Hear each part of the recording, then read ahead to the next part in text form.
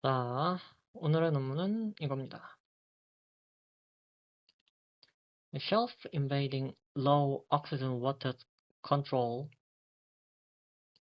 Cenozoic organic carbon burial rates. Shelf, 대륙붕으로 유입되는 저산소수가 신생대의 유기탄소 매몰률을 조절한다는 겁니다. 이 연구는 지구의 기후 조절 메커니즘과 관련이 있습니다.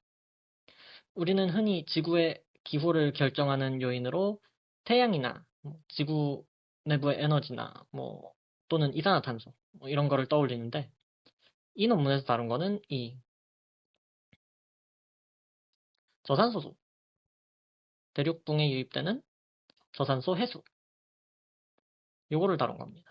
자, 그래서 우선 이 논문을 이해하기 위해서 필요한 배경 지식을 먼저 좀 설명하도록 하겠습니다. 자, 먼저 탄소입니다. 우리는 탄소라고 하면 흔히 이산화탄소, 즉 CO2를 떠올립니다. 이 이산화탄소가 지구 대기에서 온실 효과를 일으키기 때문에 지구가 생명체가 살기 좋은 따뜻한 기후의 행성으로 있는 거죠. 그런데 이제 문제는 인류의 화석연료 사용 등으로 대기 중에 이산화탄소 농도가 올라가면서 온실 효과가 강화되고, 그에 따라서 지구온난화가 일어나는 거겠죠. 하여튼 그래서 이 탄소가 대기로 넘어가게 되면 지구가 더 따뜻해지고, 반대로 대기로 순환해야 할 탄소가 대기로 넘어가지 않으면 장기적으로 대기 중에 이산화탄소가 줄어들면서 온실 효과가 약해지겠죠. 자, 그런데 이 탄소는 대기에만 있는 것이 아닙니다. 당장 사람도 호흡을 하면서 어떻게 하는 거죠? 산소를 들이마시고 이산화탄소를 내뱉잖아요. 여기서 산소를 들이마시고 이산화탄소를 내뱉는데, 이 탄소는 어디서 온 거죠? 우리 몸 속에 있었던 거죠. 그래서 이 탄소는 식물 속에도 있고, 동물 속에도 있고, 땅 속에, 바다 속에도 있고, 석탄, 석유, 나열하지 않았다고 해서 다른 데 없다는 게 아닙니다. 탄소는 정말로 흔하게 있는 원소죠. 그리고 이 탄소는 형태를 바꾸면서 지구 내에서 순환하면서 이동합니다. 이것을 그래서 탄소순환이라고 부릅니다. 카본 사이클. 예를 들어서 이 식물은 광합성을 통해서 대기 중에 이산화탄소를 흡수합니다. 그리고 그 탄소를 이용해서 자신의 몸을 만듭니다. 그 다음에 이 식물을 먹는 동물들도 있죠. 그리고 그 식물을 먹은 동물을 먹는 또 다른 동물들도 있고요. 결국 그래서 이 탄소는 생명체 사이를 계속해서 이동하게 됩니다. 자, 그런데 대부분의 생명체는 죽습니다. 죽은 생물은 미생물에 의해 분해되고, 분해된 탄소는 다시 이산화탄소가 되어 대기나 바다로 돌아갑니다. 자, 그런데 그래서 대부분의 탄소는 계속해서 순환하고 있는데, 그런데 일부 탄소는 이 순환에서 장시간 빠져 있는 애들도 있습니다. 그게 이제 이 논문에서 다루고 있는 이 유기탄소 매몰인데요. 유기탄소의 형태로 매몰된 탄소는 장기간 이 탄소 순환으로부터 빠져 있다. 그렇게 이해를 하시면 되겠습니다. 바다의 식물 플랑크톤, 또는 식물성 플랑크톤이라고 하는 아주 작은 생물이 살고 있습니다. 이 얕은 바다에서, 여기를 이제 쉘프, 대륙붕이라고 하는데, 이게 이제 바다의 단면입니다. 경사가 완만한 부분이 대륙붕, 경사가 지기 시작하는 부분부터 이제 여기가 대륙사면, 그렇게 이름을 붙여놨습니다. 그래서 이 대륙붕에서 이 식물 플랑크톤 또는 식물성 플랑크톤, 이런 애들은 식물처럼 광합성을 합니다. 그리고 죽으면 바닥으로 천천히 가라앉습니다. 자, 이 식물 플랑크톤의 시체, 이것들은 어떻게 되나요? 대부분은 미생물에 의해서 분해됩니다. 하지만 일부는 이 퇴적물 속에 깊이 묻혀서 아주 오랫동안 세상 밖으로 나오지 못합니다. 이렇게 생명체 속의 탄소가 바다 퇴적물 속에 장기간 저장되는 현상을 뭐라고 한다고요? 이 유기탄소 메모리라고 한다. 이 논문은 바로 이 과정에 주목한 것입니다. 왜냐하면 유기탄소가 많이 묻힐수록 대기 중의 이산화탄소는 그만큼 줄어드는 방향으로 영향을 받기 때문입니다.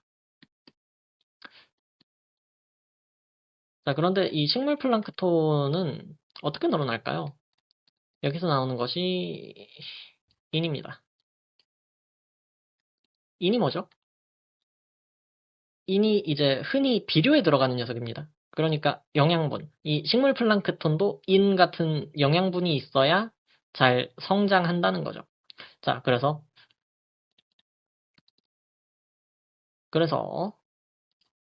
인, 포스퍼러스, 인산염. 인이 자연에서 혼자 단독으로 존재하진 않고 어떤 다른 애들과 잘 결합해서 존재하는데 대표적으로 이제 인산염이죠. 예.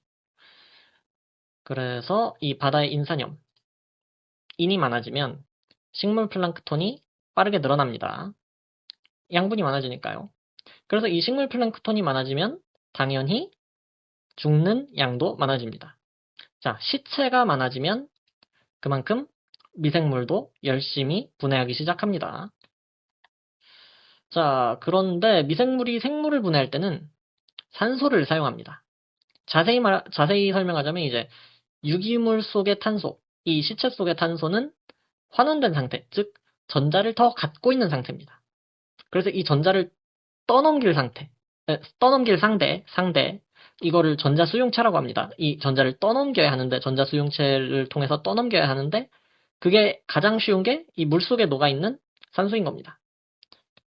그래서 산소가 전자를 받으면서 수소와 결합해서 물이 됩니다. 즉, 이 생물이 많아질수록 바다에서는 이 산소의 소비가 함께 증가하는 겁니다. 그래서 산소가 부족해집니다. 산소가 부족해지면 어떻게 될까요? 반대로 생각해 보겠습니다. 산소가 충분하다면 미생물은 죽은 생물을 빠르게 분해할 수 있습니다. 그러면 탄소는 다시 이산화탄소가 되어 대기로 돌아갑니다. 하지만 이렇게 산소가 부족한 상태에서는 미생물의 분해 속도가 크게 느려집니다. 그 결과 죽은 생물의 일부가 분해되지 못한 채 바다 바닥에 그대로 묻히게 됩니다. 즉, 산소가 부족한 환경에서는 이렇게 유기탄소 매몰이 더 많이 일어날 가능성이 커집니다. 자, 그런데 여기서 끝이 아닙니다. 자, 산소가 부족해지면 이 퇴적물 속에 갇혀있던 인이 다시 바닷물로 방출되기 시작합니다. 왜 그럴까요? 이 퇴적물 속에 인이 많이 들어있는데 이것들 대부분이 철 산화물에 달라붙어 있습니다. 자, 산화철. 녹슨 철이죠. 이 산소가 있는 환경에서는 이 철이 철 산화물 형태로 존재합니다. 그리고 이 철 산화물은 인산염. 이 인을 아주 잘 붙잡습니다. 그래서 이게 붙잡아 놓은 형태가 되는 거죠. 그런데 여기에서 이제 산소가 부족하면 미생물이 산소를 대신할 수 있는 전자 수용체를 찾아야겠죠? 예, 그래서 그게 이 철입니다.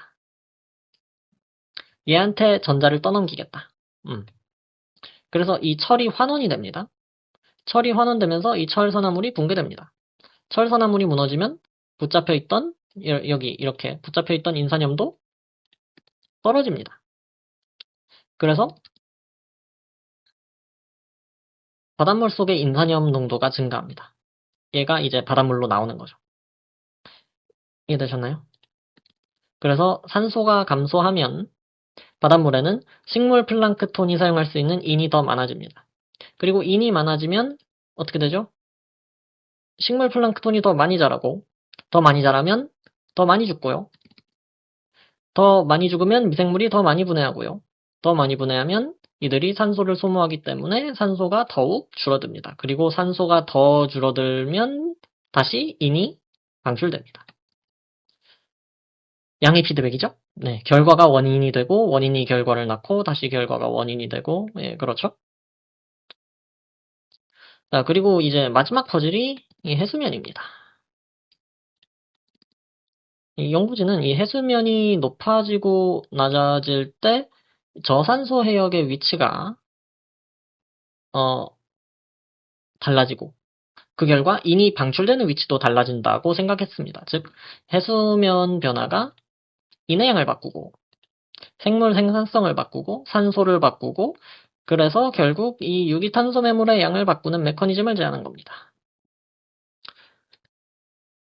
자, 이 그림에 대한 설명도 하지 않고 좀 떠들었는데 이제 본격적으로 논문을 좀 읽어봅시다. 이게 피겨 1입니다. 지금 보시는 이 그림이 피겨 1입니다. 자, 이 그림을 보면서 먼저 용어 정리를 할까요? 자, 이거는 아까 잠깐 말했지만 바다의 단면도입니다. 여기가 이제 논문 제목에도 나왔던 쉘프, 대륙붕이죠. 여기도 해수면이 여기니까 여기부터 이렇게 여기까지가 대륙붕. 여기는 해수면이 낮아서 요만큼이 대륙붕. 그렇죠? 그리고 그 다음에 이어지는 게 대륙사면. 대륙사면. 이름입니다. 예. 구조의 이름입니다. 그래서 이 대륙붕의 특징으로는 햇빛이 잘 들어옵니다. 얕은 바다기 때문에 햇빛이 잘 들어오기 때문에 식물성 플랑크톤이 활발하게 광합성을 할 수 있는 장소입니다. 그러니까 여기서 식물성 플랑크톤이 많이 활동을 할 수 있겠죠. 예. 또한 강을 통해서 육지에서 영양분이 공급되는 연안이기 때문에 바다 생물이 가장 풍부한 지역이기도 합니다. 그래서 논문에서도 이 대륙붕에 초점을 맞춰서 연구를 합니다. 왜냐하면 여기에서 유기탄소 매몰이 일어나기 때문에. 자, 그래서 이제 피규어 1A를 보도록 합시다. 자, 가로축은 sea level, 해수면의 높이입니다.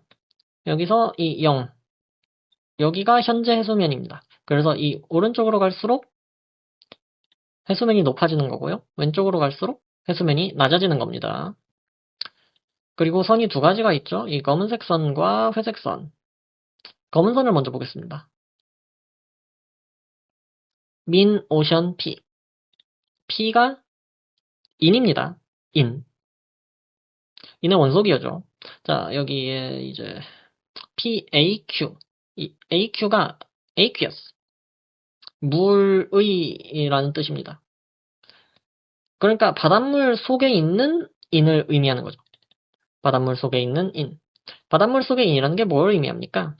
이 식물 플랑크톤이 바로 사용할 수 있는 인이라는 의미죠. 식물 플랑크톤이 양분으로 사용할 수 있는 인. 자, 그래서 이 검은 선은 어떤 의미입니까?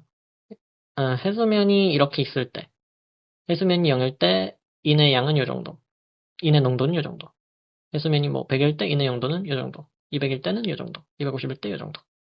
이런 거죠. 보시면 해수면이 높아질수록 검은 선은 내려갑니다. 반비례 관계죠. 그리고 이제 회색 부분을 봅시다. 이 회색 그래프. 오른쪽을 보시면 셀프, 미니멈, O2, 그리고 농도죠. 이 대륙붕에서 가장 낮은 산소 농도. 자, 산소 농도는 바다에서 균일한 게 아닙니다. 위치마다 다릅니다. 그 중에 가장 산소가 부족한 지점을 나타낸 겁니다. 그래서 이 회색선과 해수면의 높이를 비교하면 이 해수면이 높아질수록 이 최소 산소 농도가 증가하죠. 최소 산소 농도가 증가합니다. 해수면이 높아질수록. 자, 이거를 이제 검은 선과 함께 생각하면 자, 먼저 인이 적어지면 식물 플랑크톤이 잘 자라지 못합니다. 그러면 죽는 생물도 적습니다. 즉 시체가 적어지니까 분해도 적습니다. 그러면 산소 소비도 적습니다. 따라서 산소가 풍부해집니다. 반대도 마찬가지죠. 즉 이 검은 선과 회색 선은 사실 같은 얘기를 하는 겁니다. 같이 서로 영향을 받고 둘의 관계는 반비례하는 관계인 것입니다. 그래서. 자, 그러면 이제 피규어 1의 B, C, D를 보겠습니다. 그래서 보시면 이 B는 해수면이 높을 때, 하이 C 레벨, 해수면이 높을 때, 구체적으로는 60m. 그리고 C는 10에서 40m. 중간 높이죠. 예. 그리고 뭐 D는 로우 C 레벨, 낮은 높이. 그리고 이 그림에서 보면 이 갈색 부분이 있습니다. 그렇죠? 이거는 이제 CORG, COG, 오가닉입니다. 유기. C가 탄소니까 유기 탄소를 의미합니다.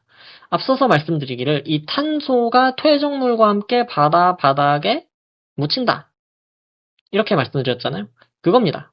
유기탄소. 이렇게 바닥. 구체적으로는 이 대륙붕의 바닥에 묻힌 탄소. 대륙붕의 바닥에 묻힌 탄소. 즉, 이 갈색 부분이 클수록 유기탄소 매몰이 많이 일어난다는 뜻입니다. 그래서 지금 C 모델이 유기탄소 매몰이 가장 많이 묻힌 거를 확인할 수 있죠. 그리고 이 로우 C2P, 하이 C2P. 이건 비율입니다. C, 즉 탄소와 P, 인의 비율이죠. 네, 탄소와 인의 비율. 그래서 로우, 탄소와 인의 비율이 낮다. 이 퇴적물 속에 탄소가 얼마나 많고 인이 얼마나 남아있는지 그 비율을 나타낸 겁니다. 그래서 여기 이제 하이 C2P라는 거는 인보다 상대적으로 탄소가 더 많이 남아있다. 그런 의미입니다. 그리고 이 빨간 선이 있죠? 이거는 이제 산소 농도입니다. 왼쪽으로 가면 이제 산소 농도가 낮아지는 겁니다. 그래서 일반적으로 산소 농도가 이 정도 있는데, 낮아지는 구간이 있다, 산소 농도가. 이렇게 이해하시면 됩니다. 일반적으로 산소 농도는 이 정도 선을 그리는데, 여기 이 높이에서 낮아지는 구간이 있다. 왼쪽으로 많이 휘어질수록 산소가 많이 감소한 상태를 나타냅니다. 그래서 여기가 저산소 환경이다. 이 높이가 저산소 환경이다. 여기는 이 높이가 저산소 환경이다. 이렇게 이해할 수 있겠습니다. 자, 대충 다 봤고요. 이제 B부터 보도록 하겠습니다. 자, B는 아까도 말했지만 해수면이 가장 높은 모델입니다. 따라서 이 아래 3개에 비해서 대륙붕이 가장 넓습니다. 대륙붕 자체는 가장 넓죠. 예. 그런데 이제 그런 데는 아니고 이 B에는 No OMZ라고 적혀 있습니다. 이 OMZ는 Oxygen Minimum Zone, 산소 최소층입니다. 그러니까 산소 최소층이 없는 거다. 산소 최소층이 없다는 말인데, 잘 보면 여기 있는 거 아닌가요? 뭐 밑에 거와 비교해서 작긴 하지만, 그 굴곡이 작긴 하지만 그래도 있는 거 아닌가요? 라고 할지도 모르겠습니다. 그러니까 이제 이거는 차이가 너무 작은 거죠. 두께도 얇고, 그러니까 어떤 저산소 상태가 뚜렷하고 일정한 두께와 범위를 가지며 생지화학적 영향을 줄 정도로 발달한 층을 산소 최소층이라고 할 것인데, 여기는 그 정도에 못 미친다는 거죠. 이 대륙붕을 덮어서 퇴적물의 인 방출을 크게 증가시킬 정도의 산소 최소층이 형성되지 않았다. 이렇게 이해할 수 있겠습니다.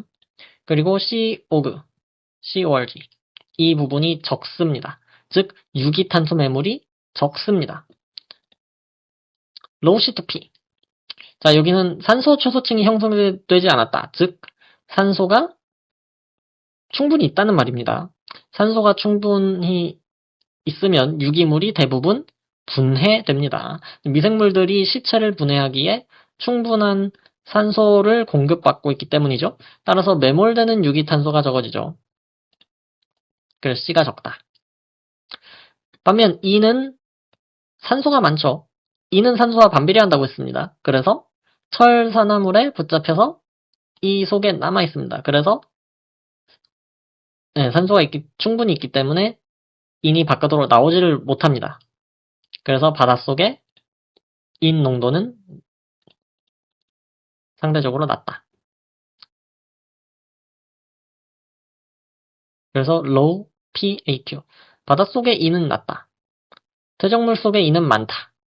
이렇게 되는 거죠. 네. 퇴적물 속에 남아있는 인이 많다. 그래서 바다의 인 농도는 낮다. 이렇게 됩니다. 그래서 탄소보다 인이 상대적으로 이 퇴적물 속에 많이 보존되어 C2P 비율이 낮게 나타난다. 그렇죠? 그리고 O2. 산소가 충분하다. 저산소층이 없다. 따라서 인도 거의 방출되지 않는다. 다 연결된 내용이죠. 그래서 이제 종합하면 피겨 1b 무슨 말입니까? 이 해수면이 너무 높으면 이 대륙붕이 넓지만 산소가 충분하여 인이 바깥으로 나오지 못하고 인이 묻혀버리고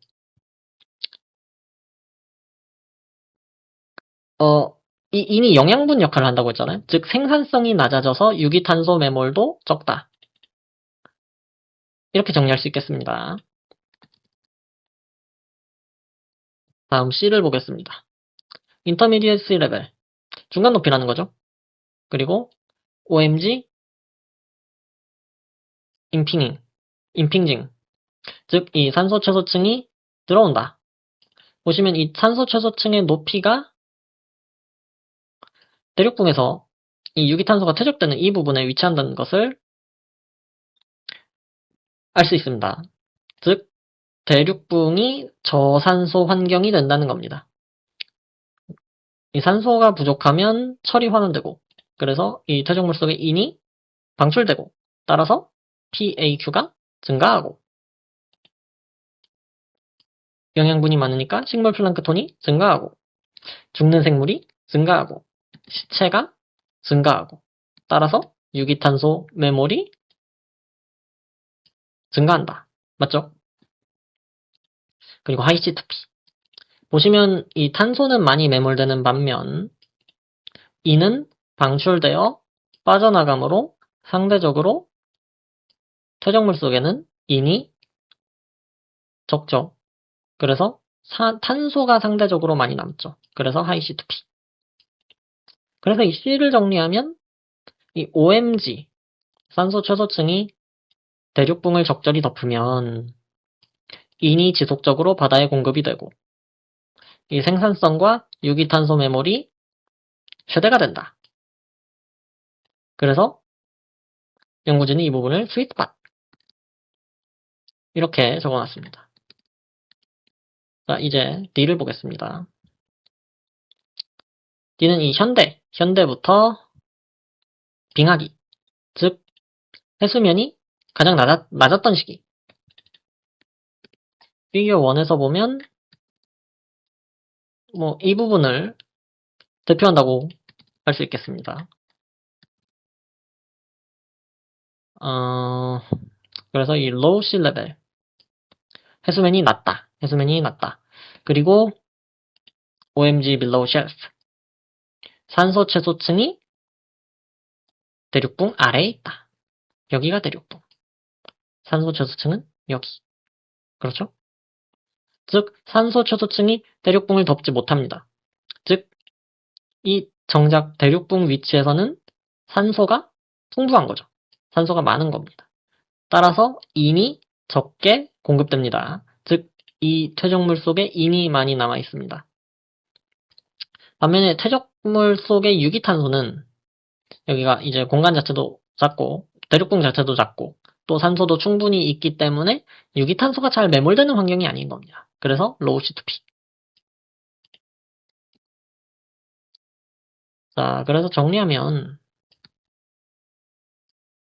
이 유기탄소 매몰에 대해서 크게 영향을 미치는 요소가 세 가지 정도 있는 겁니다. 하나는 이 대륙붕의 공간. 그렇죠? 대륙붕이 넓어야 일단 플랑크톤이 활동할 수 있는 공간 자체가 생기고, 즉 유기탄소와 퇴적물이 쌓일 수 있는 공간이 생긴다는 겁니다. 그리고 이 산소 최소층, 저산소 환경이 결과적으로 유기탄소 매몰을 증가시키기 때문에 이 저산소층이 대륙붕을 덮는 조건에서 가장 유기탄소 매몰이 잘 된다. 그리고 바다에 인이 풍부하면 플랑크톤이 많아지고 따라서 시체가 더 많다. 매몰될 수 있는 유기탄소가 많아진다. 그래서 이 3박자가 맞는 모델이 여기 이 C 모델인 거죠. 이 10에서 40m 해수면 모델. 여기가 유기탄소 매몰이 최대가 되는 지점이라는 겁니다.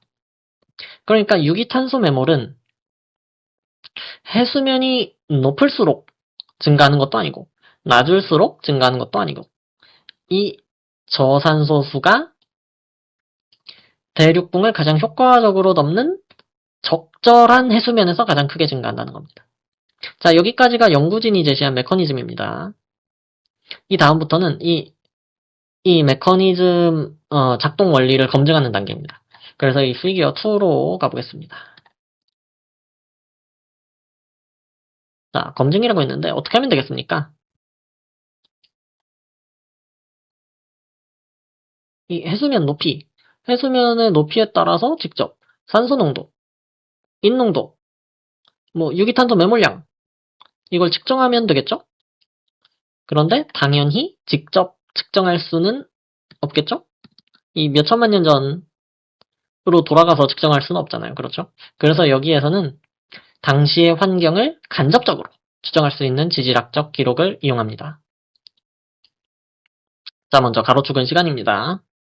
이 MA는 100만 년을 의미합니다. 그러니까 여기가 1000만 년 전, 2000만 년 전, 3000만 년 전, 4000만 년 전 이런 식이죠. 자, 그리고 이 세로축은 델타 C13 per mil. 자, 이게 뭘까요? 델타 C13. 자, 이 C는 탄소입니다. C는 탄소입니다. 근데 C 앞에 숫자가 있죠. C 앞에 숫자가 있죠. 이거는 탄소의 질량수를 의미합니다. 탄소는 원자 번호가 6번이죠. 그래서 탄소의 원자핵은 양성자가 6개, 중성자가 6개. 그래서 탄소의 질량수가 12입니다. 12. 이게 가장 흔한 탄소입니다. 그런데 동위 원소라고 해서 양성자 수는 같은데 질량수가 다른 원소가 있습니다. 그래서 여기서 나오는 이 C13. 이게 질량수가 13이란 얘기입니다. 즉 양성자가 6개, 중성자가 7개. 그래서 질량수가 총 13이 되는 원소입니다. 그리고 델타. 델타는 비율이라는 겁니다. 자연에서가 아니라 그냥 이것만 보면 이제 델타 C13 질량수가 13인 탄소 동위원소의 비율을 얘기하는 거죠. 자연에서는 이 C12 일반적인 탄소원소 이 C12가 99% 그리고 이 C13이 1% 정도 이 정도 비율이라고 합니다. 그래서 이 델타 C13을 식으로 쓰면 C12분의 C13 이렇게 쓸 수 있겠죠. 그래서 이 위에 0 여기를 기준으로 이 아래로 갈수록 원래의 그 비율 99% 중에 99%분의 1%그 비율보다 더 작았다는 얘기죠. C13의 비율이 더 작았다라는 말입니다. 그래서 이 C13을 사용한 이유는 이 식물성 플랑크톤이 광합성 과정에서 이 C13보다 C12를 더 선호합니다. 그래서 플랑크톤, 즉 유기물은 C12가 유기물의 내부에서 이 탄소의 구성이 이 C12가 더 풍부해지고, 즉 델타 C13이 더 낮아지는 거죠. 그리고 유기물에 저장되지 않는 탄소, 이 무기탄소, 즉, 이 무기탄소, 유기물에 저장되지 않는 탄소. 즉, 상대적으로 C13의 비율이 높아집니다. 이 작은 동위원소의 차이가 탄소가 어디로 얼마나 이동했는지를 알려주는 표지자의 역할을 하는 거죠. 그래서 이 법례를 보시면 이 파란색 벤틱 포라미니퍼라 이 유공충입니다. 유공충은 껍데기를 만드는 작은 생물입니다. 이 녀석이 죽으면 껍데기가 퇴적물에 남습니다. 그리고 이 껍데기에는 당시 바닷물의 탄소 동위원소 정보가 남습니다. 그러니까 이 바닷물 속에 바닷속 퇴적물에 있는 이 껍데기를 통해서 당시 무기탄소, 바닷물의 델타 C13을 알 수 있다는 거죠. 그래서 이게 바닷물 당시 바닷물의 델타 C13을 알 수 있는, 간접적으로 알 수 있는 지표라고 할 수 있겠습니다. 그리고 초록색은 알케논. 이거는 특정 식물성 플랑크톤이 만드는 지방 분자입니다. 이 녀석도 수천만 년이 지나도 퇴적물 속에 잘 남아있기 때문에 이걸 바탕으로 당시 플랑크톤 유기물의 델타 C13, 이 C13의 비율을 알 수 있다는 거죠. 그리고 이 회색선은 이전의 연구들에서 만든 평균값의 델타 C13입니다. 자, 그래서 이 자료가 피겨 3로 이어지는데, 이 밑에 식이 하나 있죠? FOG. 사실, 이 위에 피겨 2는 이 식을 계산하기 위해 측정한 값인 겁니다. 이 피겨 2에서 두 가지 유형의 값을 확인했죠? 이 바닷물의 델타 C13, 그리고 유기물의 델타 C13. 이제 이 둘을 갖고 이 FOG를 계산하는 겁니다. 이 논문에서 이 FOG는 이렇게 얘기를 했습니다. 전체 탄소 매몰 중에서 유기탄소로 매몰드는 비율, 전체 탄소 중에서 유기탄소로 매몰드는 비율이 FOG다. 그러니까 탄소가 매몰되는 형태가 크게 두 가지가 있는 거죠. 유기탄소와 무기탄소. 여기에서 연구진이 주목하는 부분은 유기탄소니까 이 비율을 계산해 보려는 겁니다. 그래서 이 식을 보면 오가닉, 즉 이 부분이 유기탄소를 의미하는 것이죠. 유기탄소의 비율.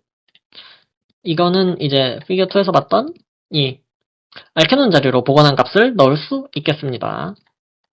그리고 이거는 카브, 탄산염으로 퇴적된 탄소, 즉 무기탄소를 의미하는 것이죠.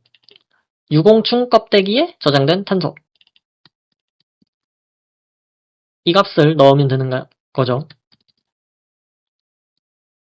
그리고 델타 인,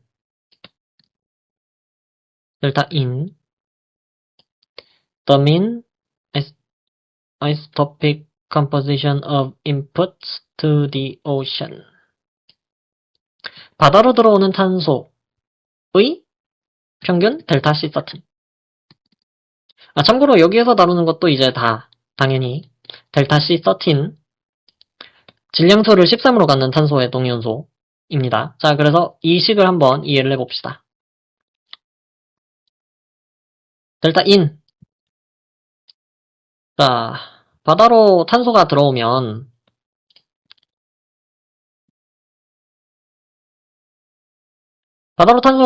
결국 두 군데 중에 하나로 갑니다. 무기탄소 그리고 유기탄소. 즉 바다로 들어온 탄소의 평균 동위원소 값은 최종적으로 이 무기탄소와 유기탄소의 가중평균이 돼야 됩니다. 이거를 이제 식으로 쓰면 이렇게 됩니다. 여기서 이제 1-FOG, 이게 무기탄소가 간 비율이 되는 것이고 이 FOG가 유기탄소로 간 비율이 되는 거죠. 무기탄소나 유기탄소 둘 중에 하나뿐이니까 유기탄소로 간 비율 이 의미 자체가 이거죠. 그리고 1에서 유기탄소로 간 비율을 빼면 무기탄소로 간 비율이 나오는 거죠. 그래서 이 둘의 가중평균이 임력탄소의 동위원소 조성과 같아야 한다는 것입니다. 즉 이거는 질량 보존식이죠. 이 양변의 질량이 같아야 한다. 네, 수식상 같을 수밖에 없다. 자, 그래서 이 식을 조금 조정만 하면 됩니다. 자, 먼저 이 괄호를 풀면 이렇게 됩니다. 그러면 이제 Fog, 이 Fog로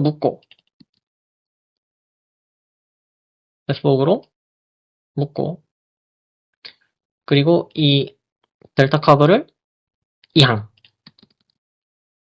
이항하면 마지막으로 양변을 이거 델타 호그 마이너스 델타 커브 이걸로 나눠버리면 이렇게 논문의 형식의 식이 나옵니다. 그러니까 이 식은 어렵게 생각할 필요가 없고 그냥 질량 보존식인 겁니다. 이 식을 이 Fog에 대한 식으로 바꾼 거죠. 이 Fog 값을 계산하기 위해서. 자, 이거. 그런데 이 각 항의 값은 다 피규어 2에서 가져올 수 있습니다. 가져온다 치고 이 델타 인 이건 어떤 값을 넣어서 계산할까요? 이 논문을 보면 델타 인은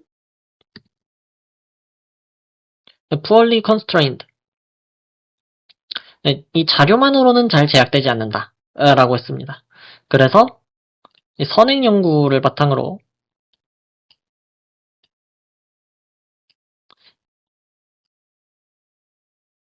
마이너스 6 퍼밀 정도로 가정합니다. 퍼밀은 천분율입니다. 참고로 그냥 퍼센트는 백분율이죠. 퍼밀은 천분율. 그러니까 이걸 퍼센트 우리가 좀 그래도 익숙한 퍼센트로 바꾸면 마이너스 0.6%가 되는 겁니다. 그래서 이게 마이너스 6 퍼밀. 자, 그래서 이 F를 계산하기 위한 모든 값을 얻었죠. 델타 인 방금 봤고요. 마이너스 6 퍼밀. 그리고 이 델타 카브는 유공충으로부터 얻은 데이터를 바탕으로 할 수 있고요. 이 델타 호그는 알케논 지표를 바탕으로 할 수 있고요. 그래서 이 값을 다 넣어서 F호그를 계산만 하면 되는 겁니다. 그리고 이제 이 피겨 3에 계산 결과가 나옵니다. 여기 있죠, F호그. 이 유기탄소 매몰 비율, 이 F호그. 초록선이죠. 이 F호그가 이렇게 계산이 돼서 이 그래프에 딱 그려졌습니다. 그러니까 이 F호그, 유기탄소 매몰의 비율을 알고 싶어서 앞에서 피겨 2의 자료를 만든 겁니다. 그래서 이제 이게 피겨 3입니다. 이 피겨 3를 자세히 좀 들여다봅시다. 여기에 이제 4개의 선이 나오는데요.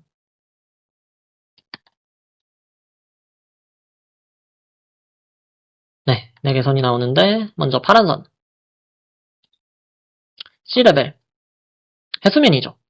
과거 7천만 년 전부터 이제 현재까지. 현재부터 7천만 년 전까지. 의 해수면의 높이 변동을 그린 겁니다. 이 해수면이 중요한 이유. 앞에서 이제 피겨 1에서 봤죠. 해수면이 적당히 높아서 대륙붕이 저산소수에 잠길 때 대륙붕이 저산소수에 잠길 때 이니만이 방출된다.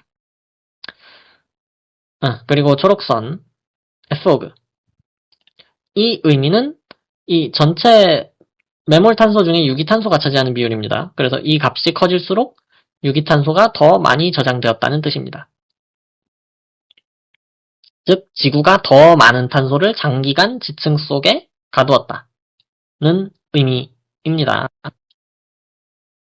그러니까 어느 정도 이것과 반비례하는 흐름으로 대기 중의 이산화탄소 농도의 흐름이 있었다고 예측할 수 있겠죠. 자, 그리고 이 검은 선. Pelagic Biogenic P Accumulation. 이거는 원양에서 생물활동으로 축적된 피, 인의 양입니다.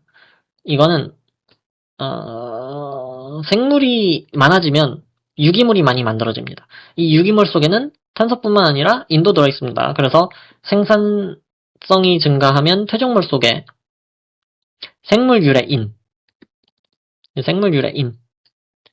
이 인도 함께 증가하는 겁니다. 그래서 이 그래프는 결국 플랑크톤 생산성이 증가했는지 어떤지를 알 수 있는 지표라고 하겠습니다. 플랑크톤 생산성이 증가했는지 알 수 있는 지표. 그리고 보라선이죠? CA분의 I.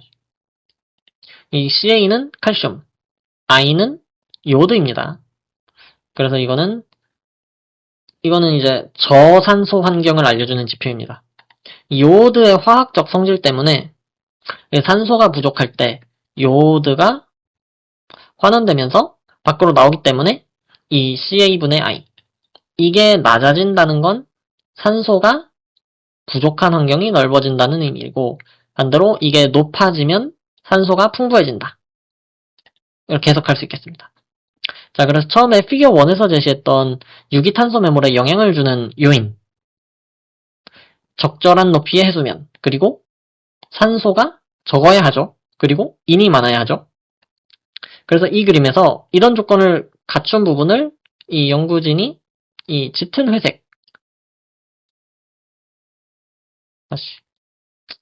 회색으로 이렇게 표시를 해놨습니다. 그리고 이때의 유기탄소 메모를 보면 이렇게 증가하는 것을 볼 수 있습니다. 자, 그럼 이 연한 회색 막대들은 뭘까요? 이 캡션에 이렇게 적혀 있습니다. 어떻게 적혀 있냐면, 이건 이제 다크 그레이 바에 대한 설명이고, 이 다음에 light gray bars highlight the period of highest level fluctuation unmatched by sea over boreal. During this period, 뭐 어쩌고저쩌고. 자, 이 연한 회색 막대는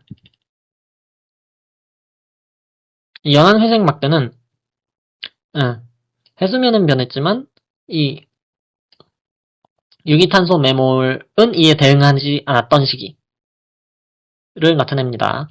그래서 이 기간에는 생물기원인의 축적 농도가 낮고, 그리고 이 CA분의 I는 높았다. 그러니까 이 구간들은 이 회색으로 칠한 옅은 회색으로 칠한 이 구간들은 연구자들이 뽑은 일종의 예외 구간인 거죠. 그러니까 이 피겨 3에서 연구진이 주목한 부분은 이 짙은 회색 부분. 여기에서 우리의 가설과 비슷한 패턴이 보인다. 이렇게 말하고 있는 겁니다. 그 다음은 이 피겨 4입니다. 피겨 4입니다. 여기에서는 이 해수면의 변화를 한 축으로 합니다. 앞에 피겨 3에서는 시간에 따라 변하는 그래프였죠. 여기서 이제 시간에 따라서 해수면도 시간에 따라서 변하고, F워그도 시간에 따라서 표시를 한 거고, 그렇죠? 이 다른 것들도 그렇고. 그런데 이 피겨 4에서는 시간 대신에 해수면을 놓은 겁니다. 즉, 해수면의 높이에 따라 여기 이 유기탄소 매몰이 어떤 양상을 보이는가, 유기탄소 매몰이 어떤 양상을 보이는가를 나타낸 그래프입니다. 그래서 먼저 A를 보면 왼쪽이 F워그, 즉 유기탄소 매몰률이죠. 그리고 보시면 이거는 점도표입니다. 이 점이 하나하나의 값인 겁니다. 예를 들어서 피겨 3로 돌아가서 여기 볼까요? 60년이 아니라 6천만 년 전.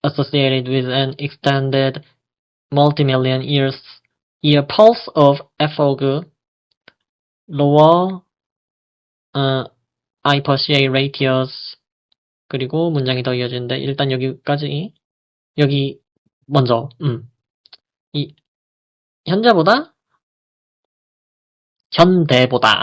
최대 40m까지의 해수면의 상승 시기마다, 현재보다 최대 약 40m까지의 해수면 상승 시기마다 이 장기간의 FOG 증가, 그리고 CA분의 I, 낮은 CA분의 I 값,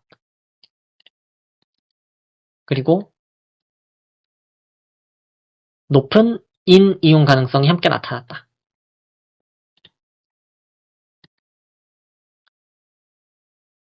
즉 해수면은 약 40m 플러스 40m까지 이 유기탄소 매몰에 가장 효과적이다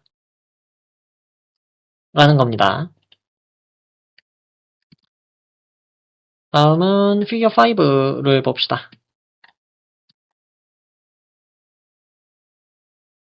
자, 피겨 5를 봅시다. 이거는 산소 농도와 인 공급량이죠. 예. 산소 농도와 인 공급량이 어떻게 서로 영향을 주며 시스템이 다른 상태로 전환되는지를 설명한 개념도입니다. 자, 산소와 인. 제일 처음에 설명했던 부분인데, 퇴적물 속에 있던 인이 저산소 환경에서 바닷물로 잘 나오고, 반대로 산소가 풍부하면 잘 안 나온다고 했잖아요. 즉, 산소와 인은 반비례하는 식의 형태가 나온다. 이걸 떠올리면서 이해하시면 좋을 것 같습니다. 자, 가로축입니다. 포스페이트, 인산염. 인이죠. 이 인의 유입량입니다. 오른쪽으로 갈수록 인이 더 많이 공급되는 겁니다. 어떤 요인으로 풍화나 해수면 하강으로 인한 침식. 하여튼 간에 그래서 인이 많이 유입된다. 오른쪽으로 갈수록. 세로축은 산소 농도죠. 위로 갈수록 산소가 풍부한 상태. 아래로 갈수록 산소가 적은 상태. 자, 그래서 이 산소와 인의 관계가 반비례하는 형태. 즉 기울기가 음수인 형태인 거죠. 그래서 보시면 기울기가 음수입니다. 그래서 이게 인이 올라갈수록, 인이 더 많아질수록 산소의 농도가 점차 줄어드는 이 경향성이 계속 유지됩니다. 같은 기울기로 말이죠. 그러다가 어느 순간 급격히 하락하는 구간이 있습니다. 이 구간은 threshold, 임계선이라고 합니다. 인이 얼마나 들어오면 산소가 갑자기 무너지는가. 왼쪽을 보면 인이 조금 늘어나면 이제 산소가 천천히 감소합니다. 그런데 약 2.1 부근에 도달하면 갑자기 산소가 급격히 떨어집니다. 이것이 논문에서 말하는 이 redox p recycling capacity. 퇴적물이 갑자기 인을 엄청나게 방출하기 시작하는 구간입니다. 따라서 이 구간이 저산소 고인, 유기탄소 매몰이 잘 일어나는 구간인 거죠. 유기탄소 매몰이 잘 일어나는 구간. 그리고 이 초록색 화살표, 렉티파이어. 이거는 이제 기후를 원래 상태로 되돌리는 자동 조절 회로입니다. 그렇게 연구진이 말을 한 겁니다. 제시를 한 겁니다. 이 렉티파이어를 이해를 해봅시다. 자, 바다의 상태가 이 갈색 영역에 들어오면 유기탄소가 많이 매몰됩니다. 그러면 탄소가 대기로 돌아오지 못합니다. 따라서 대기 중에 CO2가 감소합니다. 대기 중에 CO2가 감소합니다. 이 CO2가 감소하면, 대기 중에 CO2가 감소하면 온실 효과가 약해지는 거죠. 따라서 지구의 평균 온도가 하락합니다. 이게 템퍼레처. 온도의 T입니다. 그래서 이 기온이 하락하면 빙상도 성장하고 뭐 바다의 부피도 감소하니까 해수면이 C레벨, 해수면이 내려갑니다. 그리고 이 때문에 해수면이 너무 낮아지면 이 아까 피겨 1을 생각해 보시죠. OMG, 산소 최소층이 더 깊은 곳으로 이동해서 대륙분과의 접촉이 줄어듭니다. 이 바깥 부분이죠.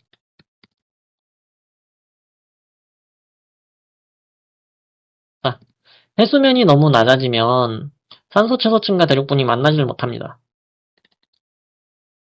그렇기 때문에 인해 재순환이 약해지고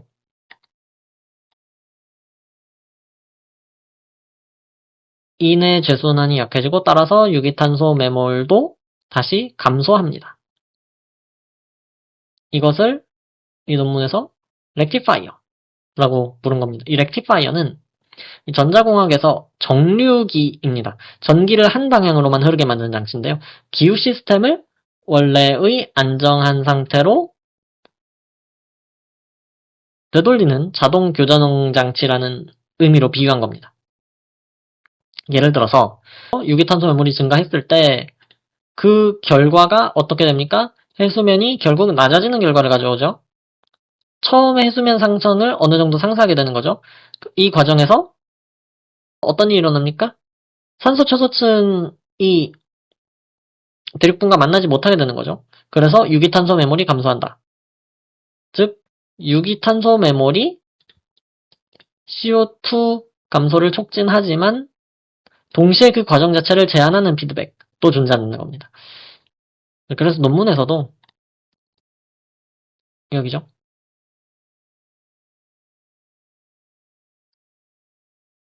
이 짧은 시간 규모의 교란은 시스템이 자연스럽게 교정한다. 렉티파이.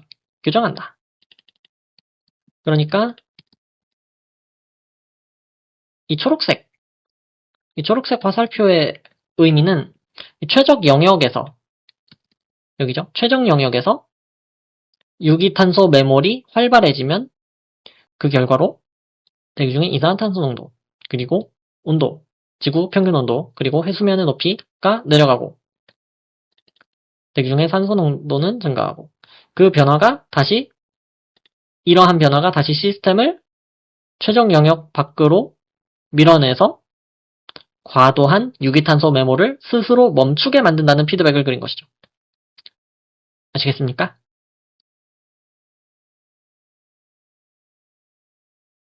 자, 이제 마지막으로 피겨 6입니다.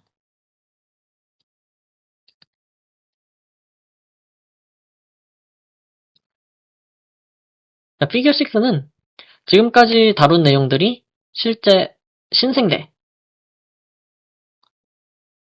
논문 제목에도 신생대라고 했습니다. 그래서 이 신생대의 탄소순환과 CO2 변화와 얼마나 일치하는지를 보여주는 종합 검증입니다. 그래서 보시면 가로추기 시간이죠.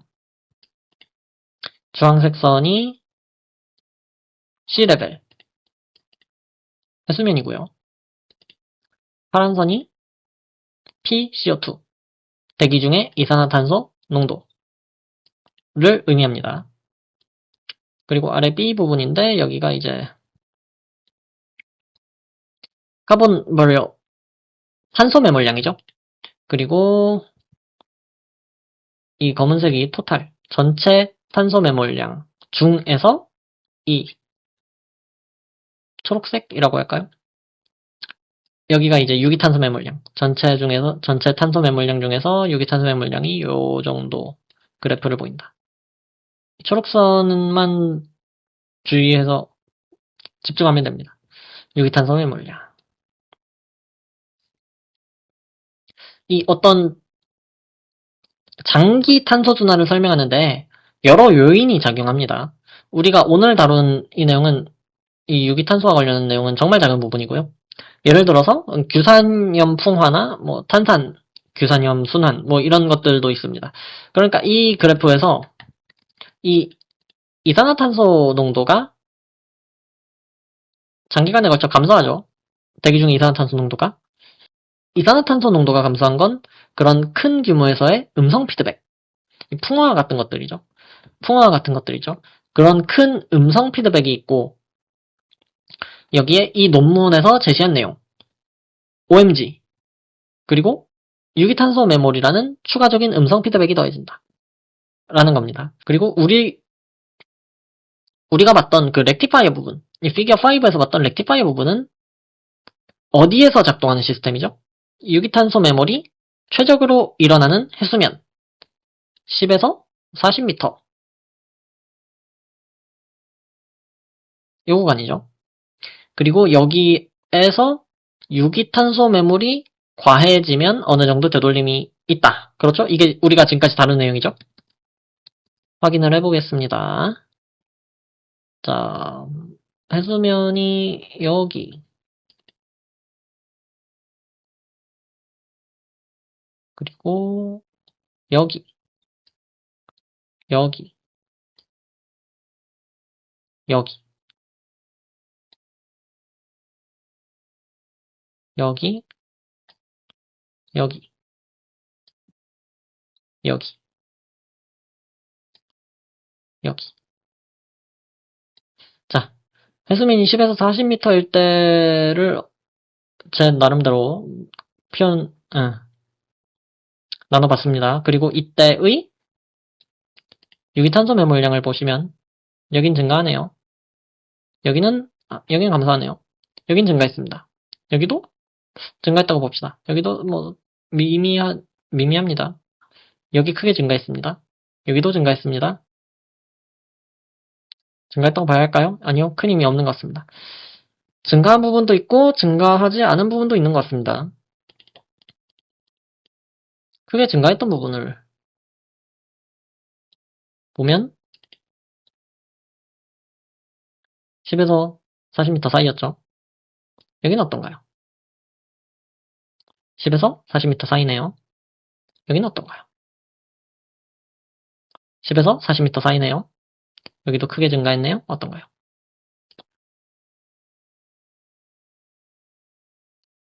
이게 증가한 쪽을 봐야 되잖아. 10에서 40m 사이. 여기는 여기도 10에서 40m 사이. 자, 그리고 렉티파이어. 렉티파이어가 작용하는 부분. 유기탄소 매몰량을 다시 감소시킬 때 해수면이 하락하는. 다시 감소시킬 때 해수면이 하락. 다시 감소시킬 때 해수면이 하락. 다시 감소시킬 때 해수면이 하락. 사실 여기는 이제 빙하기 이때죠. 빙기. 여기도 감소시킬 때 해수면이 하락. 여기도 감소시킬 때 해수면이 하락. 어느 정도 맞는 것 같나요? 잘 모르겠습니다. 자, 그래서 이 논문에서는 기존에는 잘 주목받지 않았던 해수면과 OMG, 산소 최소층을 통한 또 하나의 안정화 피드백을 제안한 겁니다. 아시겠습니까? 자, 그래서 지금까지 이 논문 Shelf-Invading Low Oxygen Water Control Cenozoic Organic Carbon Burial Rates 이 논문 읽기를 마치겠습니다. 감사합니다.